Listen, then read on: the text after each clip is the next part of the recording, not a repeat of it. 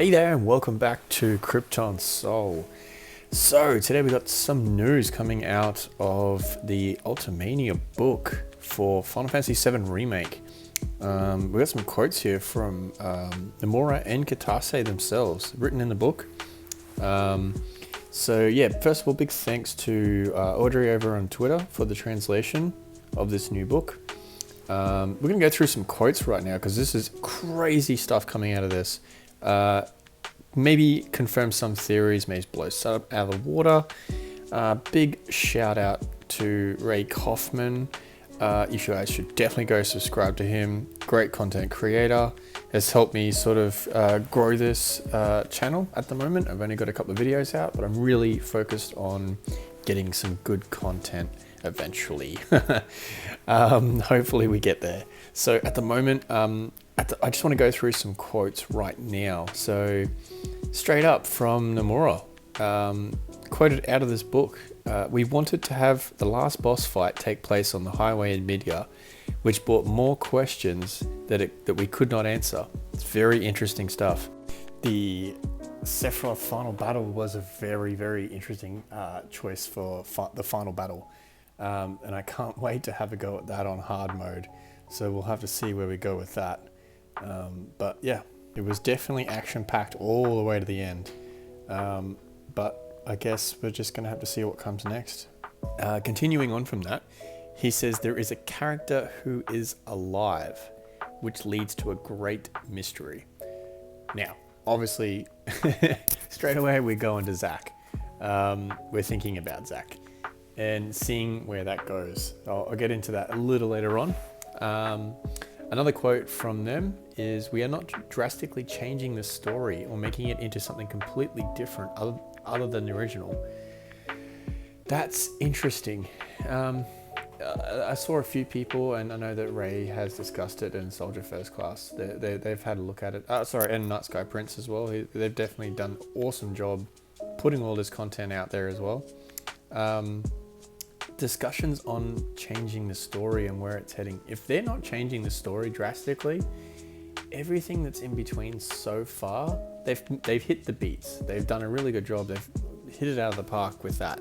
And all the little changes in between. On that second playthrough, going through, like I said in my last video, probably wasn't that great of a video. I've been rambling on, but this is going to be a bit better. They definitely have hidden gems with the story in there. I'm slowly changing my view on Aerith being a time traveler. I don't really agree with myself on that one anymore. More to the fact that she is getting her information from the planet. She's always been that way. She's always talked to the planet. The planet's telling her these things, and the planet needs to be obviously preserving itself because it knows on a timeline where that meteor is going to hit. So it's passed through generations, and they've given her the power to stop this meteor. So if she's grabbing her powers from the planet, I'm definitely saying the Sephiroth we're looking at is from this different timeline. Let's get into that. Now, this is what gets my attention. So I've just discussed a little bit then. Quoted from the book, "Please assume the story of FF7 will continue as it always has." Who knows if he's being literal or trying to throw us off. Just as they've done already with so much of this story, they've thrown some curveballs in there. But we'll see. We'll see what happens. That also comes into how many parts there are. Could we be seeing smaller, like DLC kind of things, like I'm not talking about like Witcher maybe style, if they're not releasing a full disc for the next part, or it comes out like the Witcher DLC and they do those sorts of things to keep going, and it's like you get your 30-hour experience, but that's about it. There's no more like end game sort of content to it. So if they do the 30-hour content drops, just like CD Projekt Red did with Witcher, that would be pretty good. Like, a lot of people enjoyed that. There was no real backlash on that because it extended the story out and it kept going. So if they did that, they would have multiple 30-hour parts going all the way to the end. So it could be up to 7 parts before we see the end of it, but we'll get them quicker, or longer parts and have full-fledged games in between. It doesn't make it episodic, but it's also dropping you know, if it was the shorter parts, it wouldn't make it episodic, but it would be a lot quicker. Longer parts, full-fledged games. Are we willing to wait that long? Who knows? It could be 10, 20 years down before we even get everything. You know, we have this whole like shelf collection of FF7 Remake. Leave your comments down below, like I said. Tell me what you want. Would you like shorter, more DLC kind of style, or would you want to wait for the full game and have it fully fleshed out? It's a tricky thing. Like, do we want it straight away, or we want to wait? But back to the book, the Ultimania book. Oh man, this has just got me like super excited on this, because it does put out a few more topics of discussion. It does. So going from the book, this is translated from the book, obviously showing the events of Zack against Shinra, written in the OG or original FF7, as well as Crisis Core. However, in the remake, Zack defeats Shinra cadets and lives on, which leads to an unforeseen development. This is crazy. This is crazy. Another quote, just translated obviously, loosely. As the ending shows Zack holding an unconscious Cloud passing by Aerith and Cloud, which you would have seen in the ending. What doesn't make sense is there is two Clouds existing at the same time. To ensure the two Clouds don't recognize each other's existence, it is assumed that they would not exist in the same time or space, but the rest is unknown. So make that what you will. It's definitely, he's definitely alluding to the fact that they're not in the same time and space, they're in a different timeline. I think Ray was talking about string theory being one of the options if they go down that path. I'm not sure if he agreed with it too much, but you know, it's really crazy that, you know, some timelines do exist within closer than other timelines. So if we do have two timelines running off, they're going to focus on these two because they're probably really close to each other. Another quote is, the stamp bag has meaning to it, but what we don't know is obviously how far that goes. What does it all mean, basically? It ends with this. The Buster Sword Cloud uses belongs to Zack, but in the end scene, they both have the same sword. If Zack is alive, Cloud shouldn't have the sword, but ... So here we go. This opens it up for more discussion. So I can't wait for more videos out there. I can't wait to do my own videos. This is really gonna, obviously, in my last video I did talk about, so if we are looking at string theory, we're looking at multiple timelines.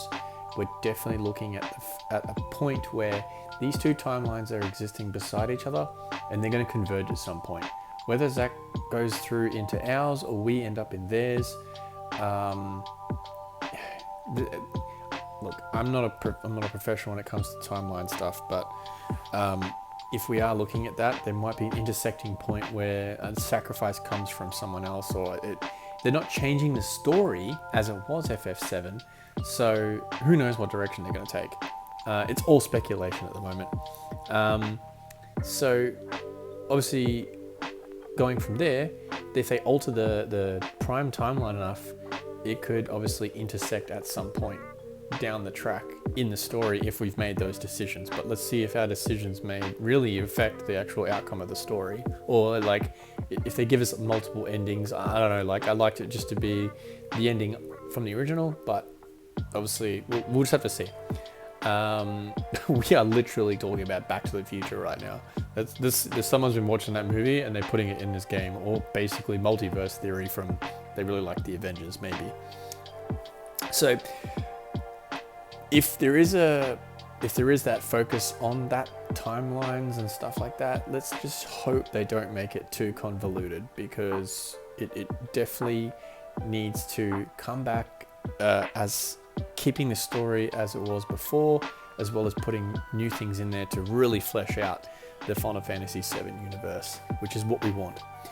But in closing, I just think that it's a great time for the Final Fantasy fans, and I hope that we see more on part 2, maybe at the beginning of next year. I'm not really sure when they'll bring up another part of it. But the community is sifting through this current mystery together, which I'm really happy about. It's fun for me. I've created this channel to get my thoughts out there, and this is really fun. It's a bit of fun for me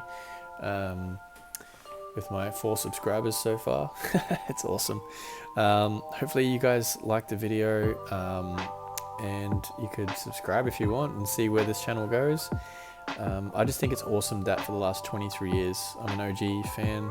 I've played it, I've had it for 23 years, and I was excited when they first did the tech demo. I lost my mind.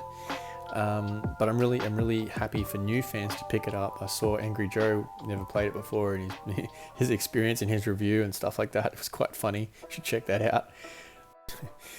So yeah, until the next video, I'm probably going to be doing something on Cloud's memories, but I'm not too sure just yet. We're going to dive into that because obviously I've seen a few things that I want to go over and see what your thoughts are out there.